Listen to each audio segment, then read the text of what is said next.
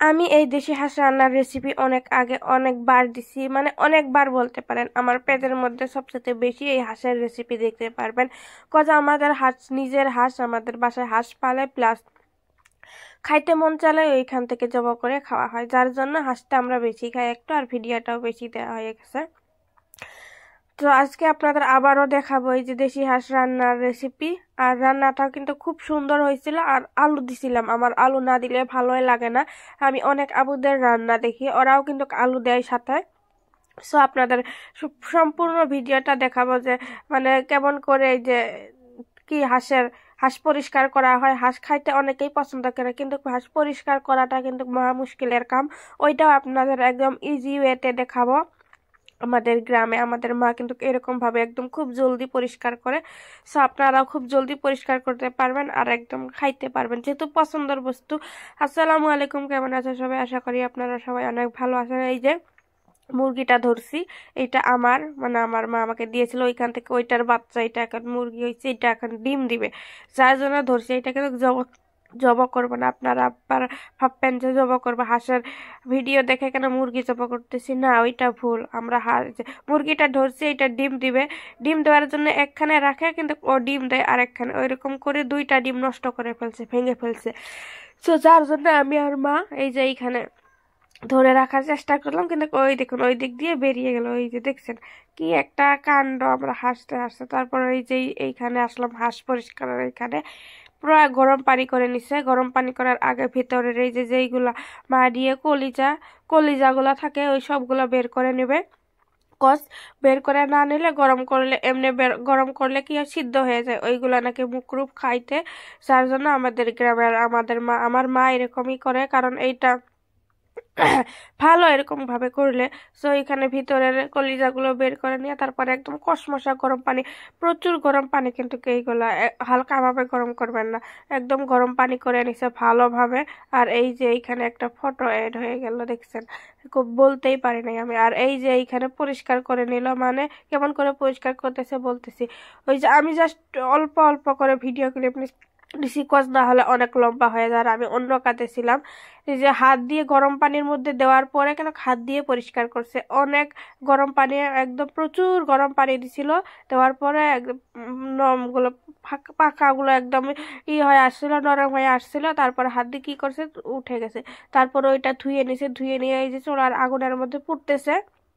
আপনারা গ্যাসের চুলাও পুড়তে পারেন। গ্যাসের চুলায় পুড়লে গ্যাসের চুলাটা অনেক নোংরা হয়ে যায়, যার জন্য আমাদের কিন্তু এই মাটির চুলায় পুড়ে।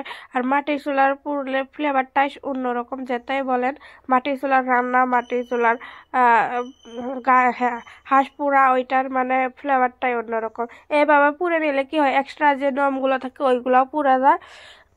দেখছেন কি সুন্দর তান্দুরি হয়ে গেছে। আর এইখানে আমি আলু, পেঁয়াজ, রসুন এগুলা নিয়েছি, ওগুলো আমি কেটে কুটে একদম ব্লেন্ড করে নিব। আর এই যে আমাদের ধোয়া পরিষ্কার করা হয়ে গেছে। এখানে আমি ব্রোকলি ভাজি করব, কারণ এই ব্রোকলি গুলো নিয়ে আসছে তার আগের দিন চড়াই জমা করা হয়, মুরগি জমা করা হয়েছিল, খাওয়া হয় নাই, যার জন্য আজকে আবার হাঁস কিন্তু নষ্ট হয়ে যাইতেছিল। তাই ভাবলাম যে ব্রোকলি গুলোও আমি ভেজে নেই। এইখানে আমি ব্রোকলি ভাজতেছি, আর ওইখানে মশলা সব রেডি করতেছে। আর ব্রোকলি একটু কম ভাজবেন, আমার কাছে একটু কম ভাজলেই বেশি ভালো লাগে। তারপরে দিয়ে দিলাম লবণ, হলুদ, দিয়ে ভালোভাবে মিক্স করে নিতেছি। আর এই যে আমার ব্রোকলি ভাজা হয়ে গেছে। এগুলো কম কম ভাজলে খাইতে ভালো লাগে। আর সবজি তো জানেন, ওইরকম ভাজলে মানে ভাজি করে খাইলে কোনো ইয়া থাকে না। আর এই যে একদম মেখে চেখে আজ রান্না করবে, মেরিনেট করে নিছে একবারে, নিয়ে চুলার উপরে দিয়ে দিলাম। তারপরে এই যে আলু কয়েকটা দিয়ে দিতেছি আমি। তারপরে পেঁয়াজগুলো দিয়ে দেওয়া ছিল যে মেখে চেখে নিয়ে তেলের মধ্যে ছেড়ে দেবে, কিন্তু আজকে প্ল্যানটা হুট করে চেঞ্জ হয়ে গেল, কারণ জলদি জলদি রান্না করতে হবে, একটু তাড়া পড়ে গেছে যার জন্য। আর এই যে আমাদের রান্না রান্না থক থক করতেছে। আলুগুলো এখন আমি একদম লেড়ে চেড়ে মিক্স করে দেবো সব কিছু। আর প্রচুর কিন্তু ধোঁয়া উঠতেছে, আগুন জ্বলতেছে, কারণ একদম আগুন প্রচুর দেওয়া হয়েছে যাতে রান্নাটা জলদি হয়ে যায়, এই জন্য।